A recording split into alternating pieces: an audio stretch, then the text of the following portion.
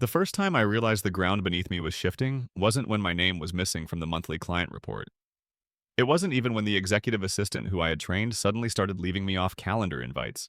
No, the real moment hit like a cold slap when I walked into the boardroom for a Monday briefing and found him. Leo Hart, the CEO's son, 27, shoes on my armrest like it was a footstool. Phone held high. Crown fits, he typed, grinning at his screen and hit post. Laughter fluttered around the table, the kind that dies fast. No one corrected him, no one told him he was in my seat. That chair wasn't furniture, it was 12 years of late nights of making numbers behave, of dragging deals from dead to closed. I was 34. I'd started at this firm when I could barely afford rent and instant noodles. I earned my way by being boring on purpose. Quiet, precise, useful. The kind of useful that keeps the lights on. I didn't yank him out. I didn't raise my voice. I set my coffee down, smiled like the world was normal, and took the end of the table. People who mistake volume for power never notice the person who goes still. That's their blind spot. I have built a career inside blind spots. You should know how I got here. I'm Miratron, managing director in everything but title. Numbers risk the ugly parts. I don't trend. I don't schmooze. I make sure clients wake up to money that hasn't wandered off. Our firm Hart& Burke calls itself a fortress. Fine, I'm the one who knows which stones are loose. Leo wasn't hired. He was parachuted in after an expensive MBA he did not earn with sweat. Buzzwords, blazers, and a last name like a master key. He'd been around for 5 months and presented other people's ideas like party tricks. He called staff family and treated them like props. The CEO, Gregory Hart, led him. Pride makes people deaf. People ask why I didn't fight. Why I didn't march into Greg's office and demand respect. Here's why. The second you thrash, they pin a label on you and throw you out with yesterday's printouts. If you go still, you get to watch, you get to collect. Arrogance never shows up alone. It drags carelessness like a suitcase with a broken wheel. Leo was loud about power. Sloppy with process. He skipped legal sign-off.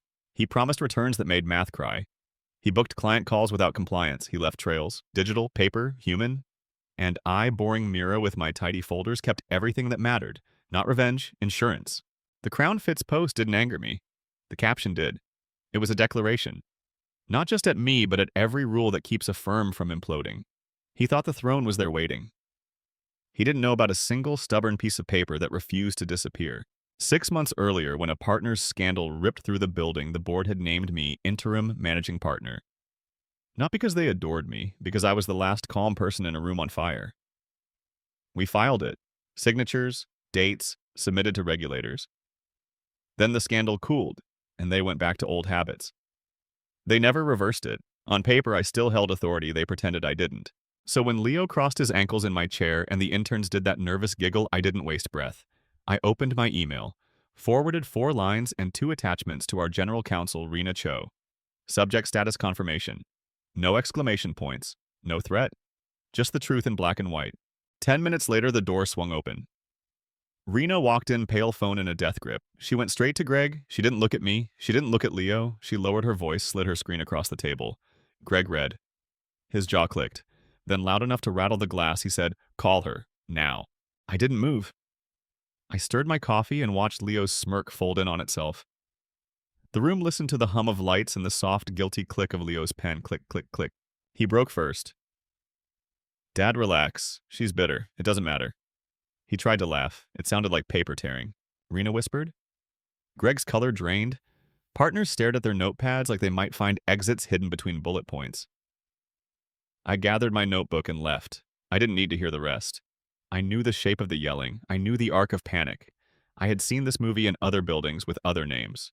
Back at my desk, a windowless cubicle I'd been exiled to when Leo arrived, I let the hallway tell me the story. Doors shut. Calls made. Footsteps quickened.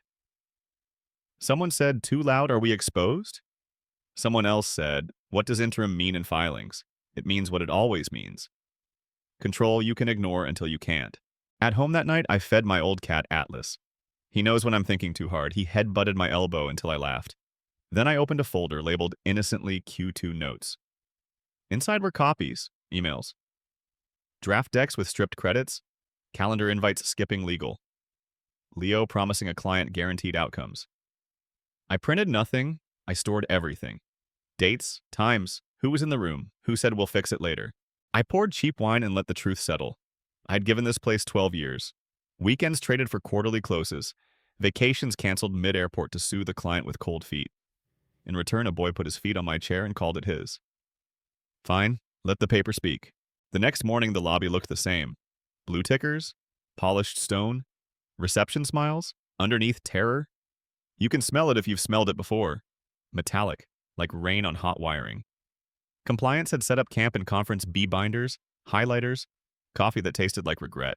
Leo wasn't at his desk. Greg wasn't either. By noon, a rumor floated down the hall.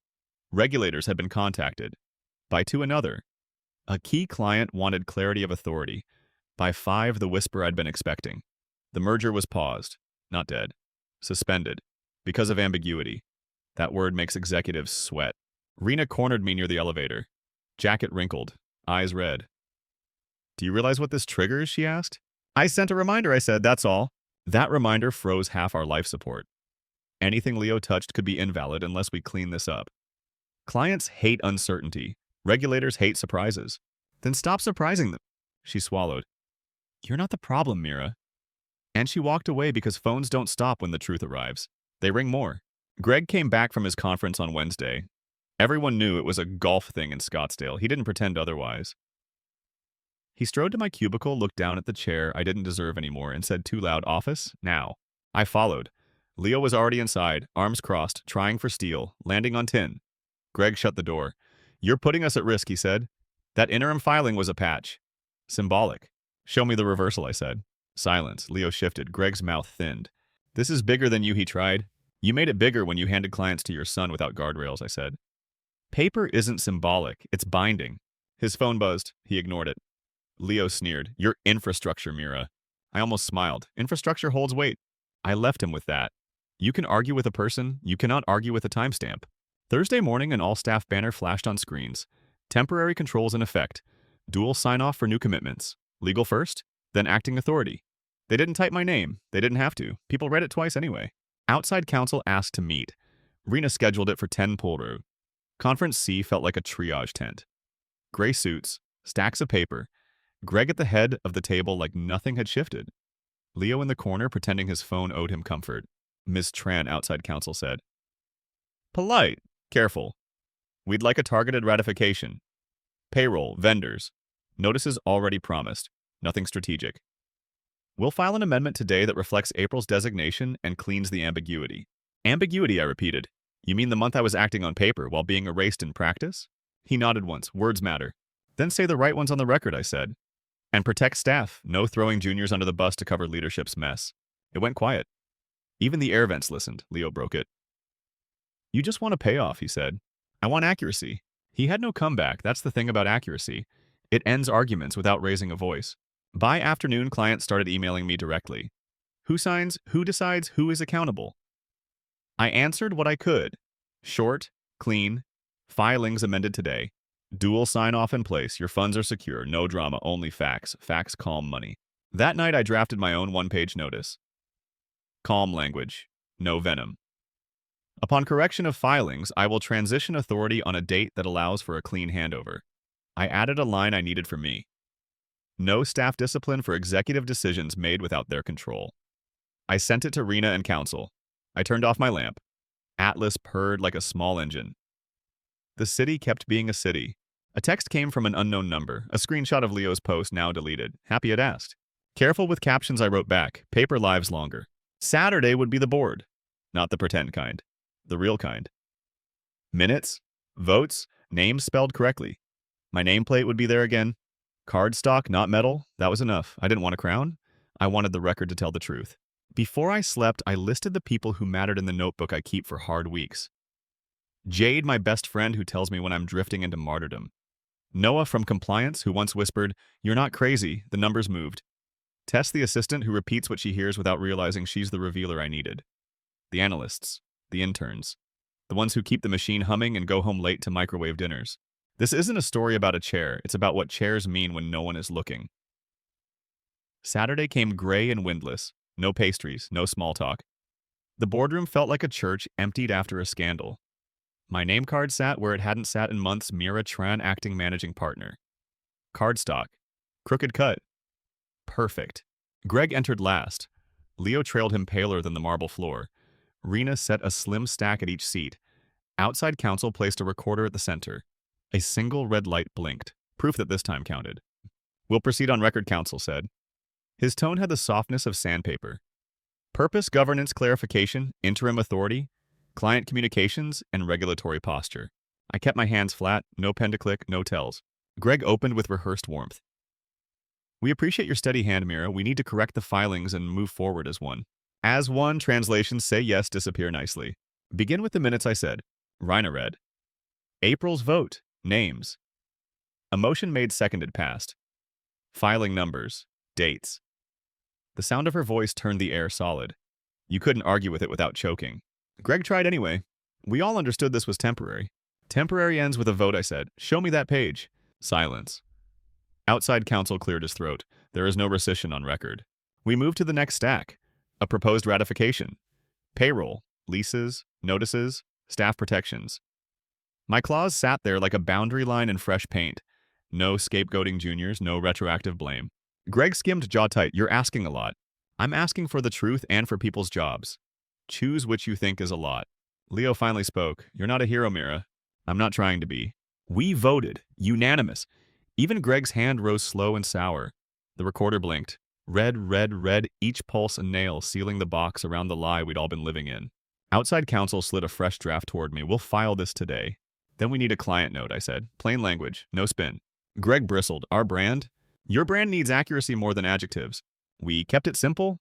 Filings corrected today. Dual sign-off in place. No change to custody. No disruption to access. Transition planned with care.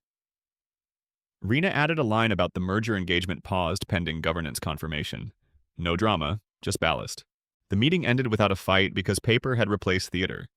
That always unnerves people who prefer sound over substance. I stepped into the hall and exhaled for the first time all week. Noah from compliance waited by the water cooler like a man guarding a secret. He's the kind who remembers where every comma lives. Validator. I needed him. He handed me a thin folder. "You didn't get this from me." "What is it?" "Nothing. And everything." He glanced down the corridor. We found a pattern. Inside were 3 screen grabs and a table that made my head buzz. Same client initials, same product code, different days. Risk tiers toggled from restricted to reviewed to open in a span of hours. No notations, no approvals. A ghost had walked through our walls and flipped switches. "Who touched it?" I asked. "We can't tell. The audit trail is smudged." "Smudged how?" "Same admin account, shared, the one Leo insisted on for speed." "Of course." Noah lowered his voice. "Look at the timestamps. They line up with 3 of his wins on LinkedIn." I studied the entries. The times matched his posts almost to the minute. Caption: "We moved mountains today. What he moved were guardrails." "Thank you," I said. He shook his head. "I'm tired of being the guy who sees it and says nothing." I tucked the folder into my bag. Another breadcrumb. Another soft footstep leading to a door we would eventually have to open while the building watched. On the way back to my desk, Tess waved me over with a whisper. "She is the revealer she doesn't know she is. An accidental lantern." "I shouldn't tell you this," she said, already telling me. "But yesterday the social team asked for approval to run a Welcome to the New Heart campaign. Video, streamers, Leo narrating." "Who approved it?" She winced. "It said G Heart verbal." I almost laughed. "We don't file verbal." "I know." She hesitated. "There's more. Someone asked me to backdate an internal memo about officer roles. They wanted it to look like we changed titles in May." "Did you?" I said I couldn't find the original. She held my gaze. "Mira, there wasn't one." I looked. "Good," I said. "Hold that line." She nodded and went back to pretending to make calendars behave. I kept walking, pulse steady, mind racing. Not rage. Geometry. Where each piece would land when gravity did its job. At my cubicle, a note waited. Handwritten. Jade's looping script. She'd slipped past security with coffee and stubborn hope like always. "Stop carrying this alone. Dinner. 8. No excuses. J. Anchor." I slid the note under my keyboard like a talisman. By noon, the client note was out. Replies trickled in cautious and polite. "Thank you for clarity. Appreciate the transparency." One reply stung more than it should have, a single-line email from a longtime client named Farah. "This is why we hired you, not your brand. Not the brand, the work." I held on to that like a railing in a dark stairwell. At 2, Rena pinged me. Regulators wanted a call. Routine, they said. Routine is a word that puts on a blazer to hide fear. We dialed in. A A calm voice asked simple questions that are knives if you let them out of their sleeves. Who had authority to commit the firm on May 14th? Why do internal emails refer to executive transition without minutes? Which controls were bypassed for expedited onboarding? I answered clean. Interim authority remained with me. Minutes exist for April. No rescission. We are correcting records today. We are instituting dual sign-off. Thank you, the voice said. Send the amended ADV and the board minutes by close of business. We sent them within the hour. Compliance uploaded a new policy about shared admin accounts before the ink dried. Leo's door stayed shut. At 4, my phone buzzed. Jade again. Don't flake. 8. I smiled despite the ache behind my eyes. At dinner, she let me talk until words ran out.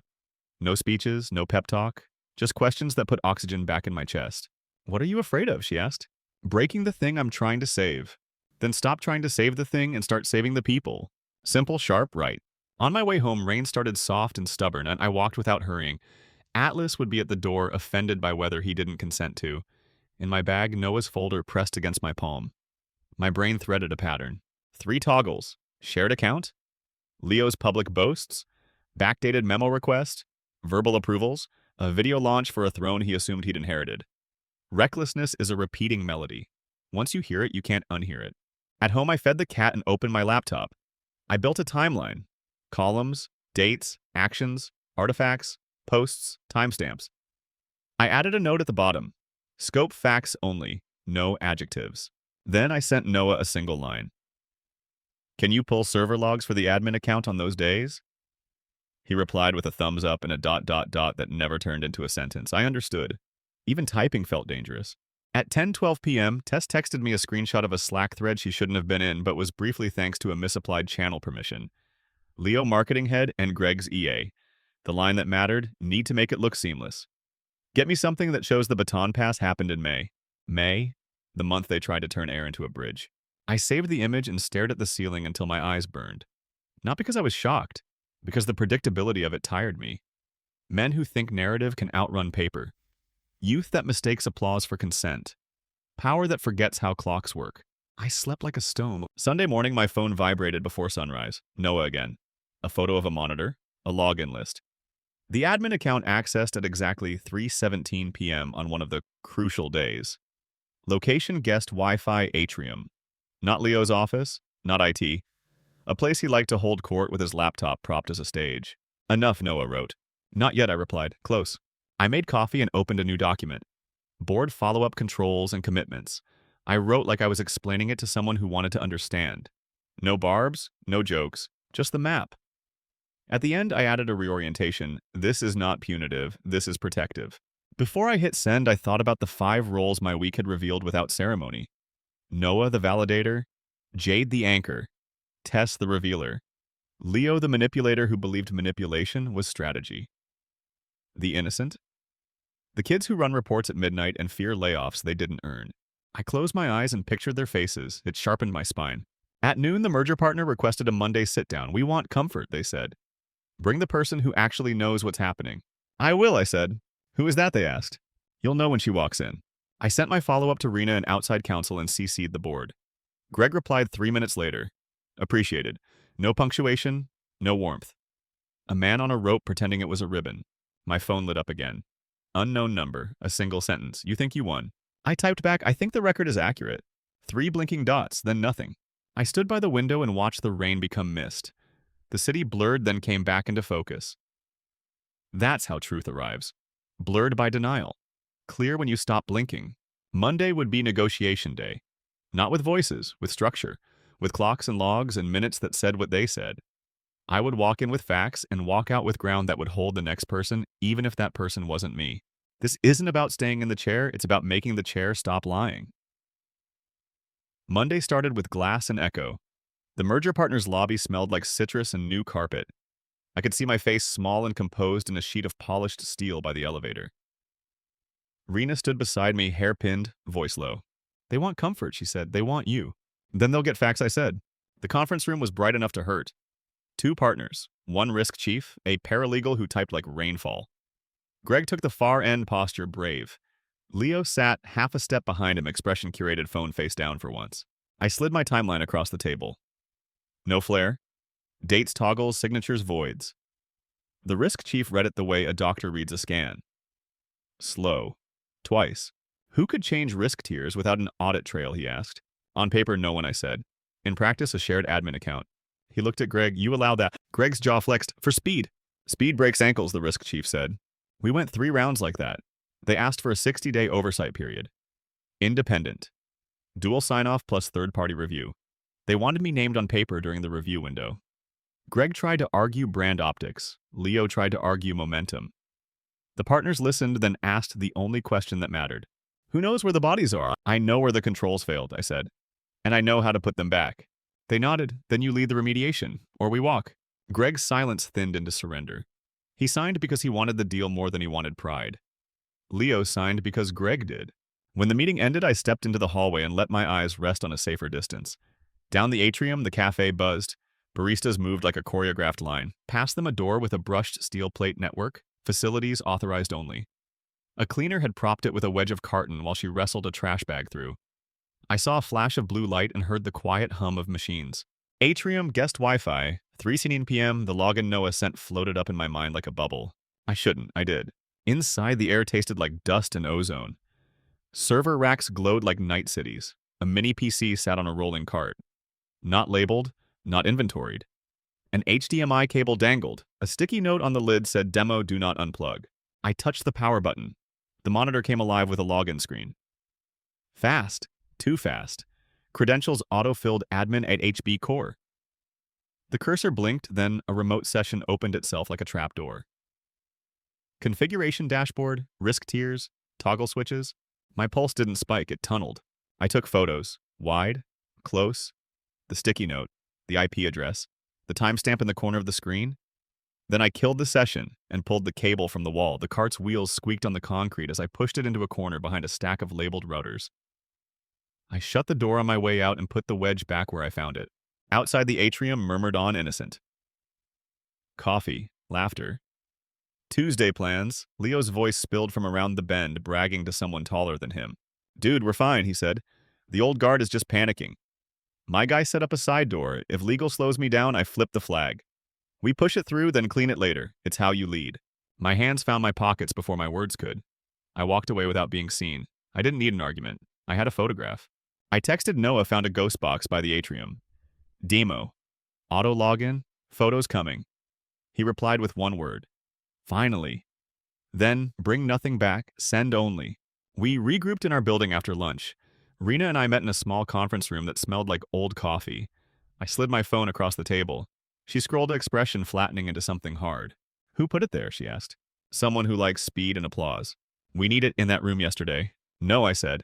We need an external forensic team. Chain of custody. If internal hands touch it, every defense becomes rogue employee we never knew. She exhaled through her nose. I'll make the call. She paused.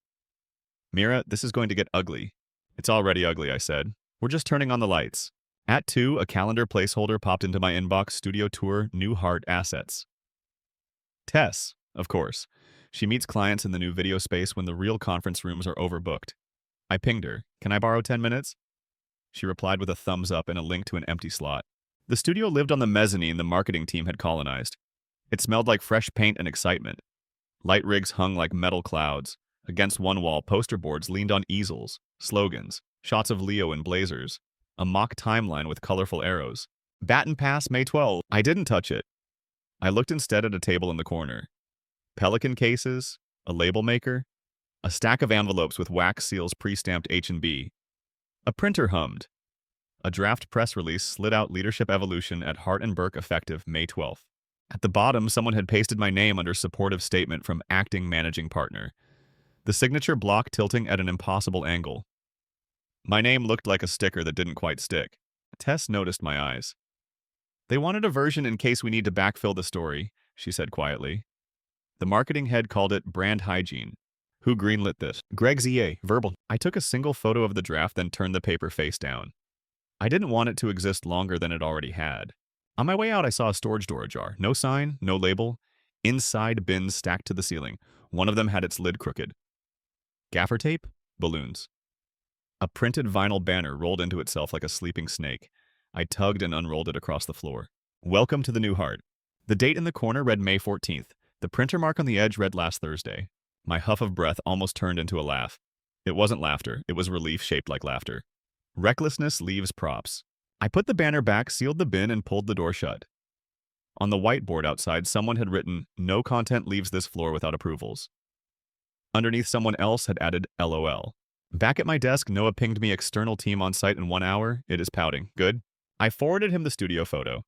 He added a skull emoji he never uses. Stay gray, he wrote. No hero moves. Define hero, I typed back. Walking around with evidence he sent. Let the grown-ups capture it. At 4, outside council convened another meeting. Smaller. Meaner. Greg, Rena, me. 2 people from the forensic firm who looked like they slept in black backpacks. This will be suffered as a review, not framed as a witch hunt, counsel said. We secure, we snapshot, we document, we report. Greg bristled. This is overkill. Overkill is what you call adequate after a breach becomes public. One of the forensic people said, calm as stone. We don't have a breach, Greg snapped. We have ambiguity, I said, and ambiguity is a breach of trust. Leo didn't show. His chair sat empty like a dare. We gave the forensic team access and no excuses. I asked for a sweep of guest network devices. I asked for a full list of accounts that had admin in their names. I asked for a copy of any policy that used the word verbal. The room went quiet in the way rooms go quiet when they realize somebody has already done the homework. At 5, the email started. Clients forwarding screenshots of Leo's now deleted posts. Were these accurate?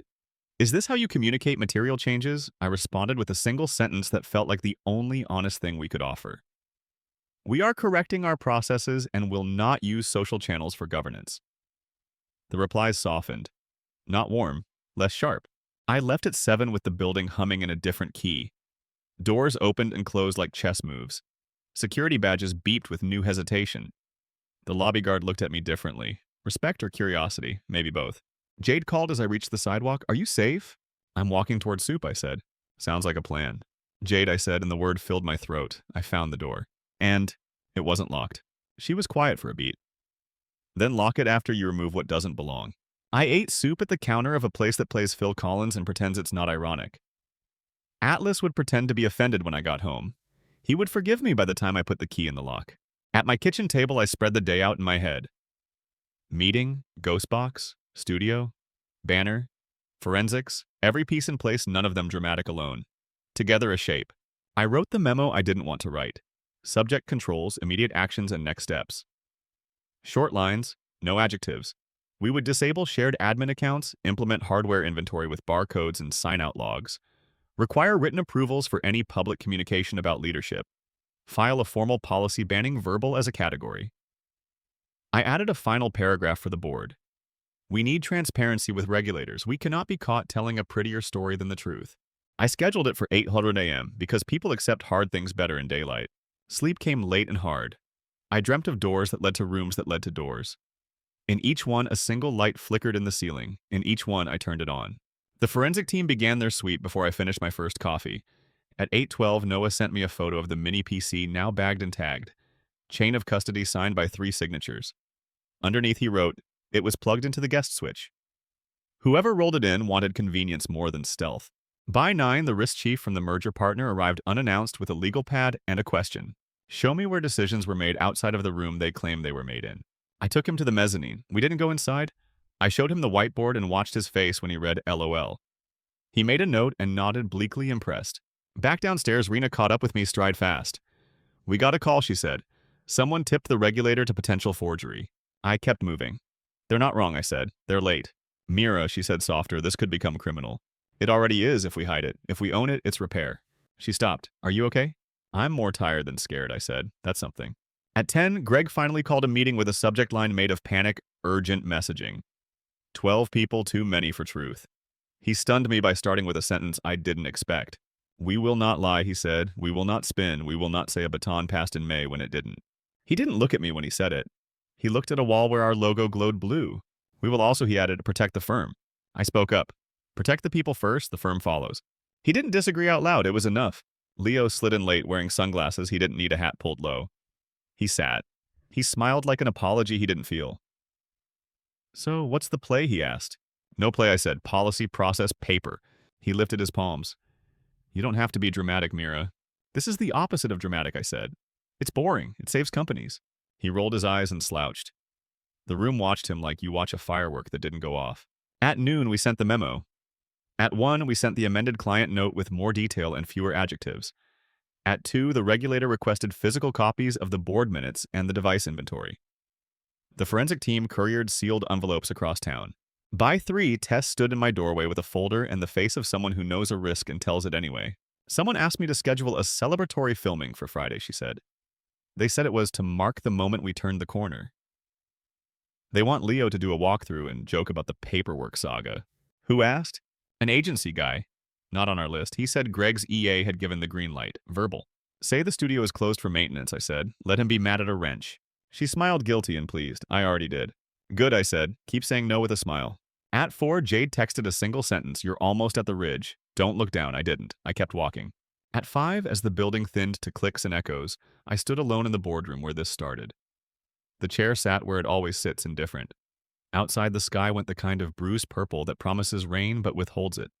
The logo on the wall glowed. I watched my reflection cut across it as the light slipped into night mode. I thought about that Monday morning when Leo typed Crown Fits. I thought about the banner rolled up in a bin, about the sticker signature that wouldn't stick, about a mini PC on a cart in a closet, about a word scribbled on a whiteboard that said more than anyone intended. LOL. We weren't at the end. We were at the part where the truth had collected enough mass to start attracting metal. I took a breath and felt it land. The choice was simple: confront loud or close quietly. Quiet wins. Quiet holds. Quiet changes filings and locks doors and sets new keys. I turned off the boardroom light. The hallway hummed. My badge chirped at the turnstile a small green consent. On the sidewalk, the city had already moved on. A kid on a scooter laughed like he had never heard of governance. A woman argued with a parking meter. A bus sighed and knelt for passengers. The world kept its promises to itself. I headed home with a plan that fit in my pocket. Tomorrow would be the day I asked for signatures that weren't stickers and for a statement in simple English that told it straight. Tomorrow I would name the door and lock it where everyone could see. This isn't a story about catching someone. It's about teaching a building to stop pretending it didn't see. Tuesday dawned too bright, the kind of light that exposes dust on glass. The forensic team set up in a side room, cables snaking like ivy. Rena handed me a thin folder. Prelim report, she said. Short, sharp. 2 pages. Enough. The mini PC had logged remote changes to risk tiers through the guest switch. Same admin account. 3 days. Timestamps in perfect sync with Leo's public posts. An IP the team traced back to a contractor badge issued for content capture. Not IT, not risk, marketing. I felt the air thin, not from shock, from confirmation. At 9, the regulator joined by video. No small talk, no jokes. Just faces framed by office lighting and a voice that never rose. We've reviewed your amended filing, the lead examiner said. We need 2 items: immediately removal of any shared admin credentials and a record of all governance-related communications, including drafts. Greg tried to triangulate. We've taken corrective actions. Document them, the examiner replied. And suspend any personnel with access to the device in question pending review. He didn't need to say Leo's name. Everyone saw the empty box on the screen. Back in the boardroom, no pastries, no pleasantries. Outside counsel laid the demo cart photo on the table like evidence. The air chilled. Rena spoke first. Controls were bypassed with an unauthorized device tied to a shared admin login. It was active during 3 high-risk changes matching the unapproved public statements. Greg swallowed. Who approved the device? Silence. I slid a 1-page letter forward. Suspend anyone linked to it. Publish a client notice on the failure. Protect junior staff. Stop implying leadership changed in May. Greg stared at the page. And if we don't, you lose the merger. The exam becomes an investigation. Clients pull money before lunch. After a long pause, the signatures came. Greg, Rena, counsel. When the pen reached me, it felt heavier than ink. The door opened. Leo walked in, sunglasses dangling, smile already failing. What is this? Control, I said. You're making a scene. No, I'm ending one. Greg didn't look up. You're suspended. Turn in your badge. Leo pointed at me. She set me up. Rena replied calm. If you have evidence, bring it to forensics. He left with a threat. We stayed doing the boring work that saves firms, locking accounts, issuing notices, building safeguards. By noon, clients had their update. By afternoon, the merger partner handed us a new term sheet with my name as remediation lead. That night, Jade asked, how's your pulse? Steady, I said, for the first time all week.